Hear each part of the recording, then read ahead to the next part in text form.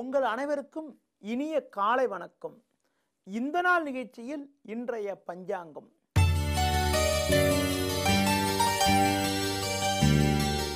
ரெண்டு 9/2015 ஆவணி மாதம் 16ஆம் தேதி புதன்கிழமை. சதுர்த்தி திதியானது பகல் 3:39 வரை, பின்பு பஞ்சமி. ரேவதி நட்சத்திரமானது பகல் 10:18 வரை, பின்பு அஸ்வினி நட்சத்திரம். நாள் முழுவதும் மரண யோகம். ராகு காலம் பிற்பகல் 12 முதல் 1:30 வரை. யமகண்டம் காலை 7:30 முதல் 9 வரை. இன்றைய சுப ஓரைகள் காலை 9 முதல் 10 வரை, மதியம் 1:30 முதல் 2 வரை, மாலை 4 முதல் 5 வரை, இரவு 7 முதல் 9 வரை, பின்பு 11 முதல் 12 வரை. இனி இன்றைய ராசி பலன். மேஷ ராசி நேயர்களே, ஜென்ம ராசியில் சந்திரனும் 5இல் குருவும் சஞ்சரிப்பதால் நினைத்ததெல்லாம் நடக்கும். தொழிலில் லாபம். வேலையாட்களுடைய உதவியானது உங்களுக்கு சிறப்பாக இருக்கக்கூடிய ஒரு உன்னதமான நிலையானது இன்றைய நாளில் இருக்கிறது. வீண் செலவுகள் குறைந்து சேமிப்புகள் அதிகரிக்கும். ரிஷப ராசி நேயர்களே, 4இல் சூரியன் 12இல் சந்திரன் சஞ்சரிக்க உள்ளதால் எதிலும் சற்று கவனத்தோடு இருப்பது மிக மிக நல்லது. ஒருபுறம் பண வரவுகள் மிக சிறப்பாக இருந்தாலும் எதிர்பாராத வீண் செலவுகள், தேவையில்லாத பயணங்கள் ஏற்படுவதற்கான வாய்ப்புகள் இருப்பதால் நிதானத்தினை கடைபிடிப்பது மிகவும் உத்தமம். மிதுன ராசி நேயர்களே, சூரியனானவர் 3இல் அமைய பெற்று 11ஆம் வீட்டில் சந்திரனானவர் சஞ்சரிப்பது நல்ல அமைப்பாகும்.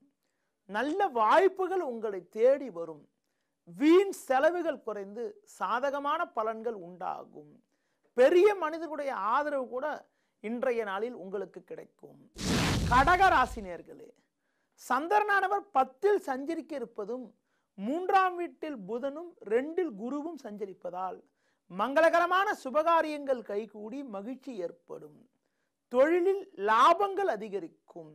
இருந்த மறைமுக எதிர்ப்புகள் எல்லாம் முழுமையாக குறையும். குடும்பத்தில் கணவன் மனைவியிடையே ஒற்றுமை அதிகரிக்கும். சிம்ம ராசி நேயர்களே, 2 நாட்களாக 8இல் சஞ்சரித்த சந்திரன் இன்று காலை 10:18 முதல் 9ஆம் வீட்டில் சஞ்சாரம் செய்ய இருப்பதால் உங்களுக்கு நிலவிய குழப்பங்கள் எல்லாம் படிப்படியாக குறைந்து ஏற்றங்கள் உண்டாகும். எதிர்பாராத பண வரவுகள் உண்டாகி உங்களுக்கு நிலவிய சங்கடங்கள் எல்லாம் குறைந்து நிம்மதி உண்டாகுவதற்கான வாய்ப்புகள் இன்றைய நாளில் உள்ளது.